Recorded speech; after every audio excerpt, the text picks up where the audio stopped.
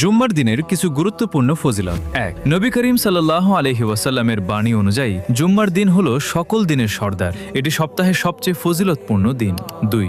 এই দিনে আল্লাহ তাআলা হযরত আদম আলাইহিস সালামকে সৃষ্টি করেন, আবার এই দিনেই তাকে পৃথিবীতে পাঠানো হয়। ৩. জুম্মার দিনে এমন একটি বিশেষ মুহূর্ত রয়েছে যখন বান্দা আল্লাহর কাছে যে কোনো হালাল দোয়া করলে আল্লাহ তা কবুল করেন। ৪.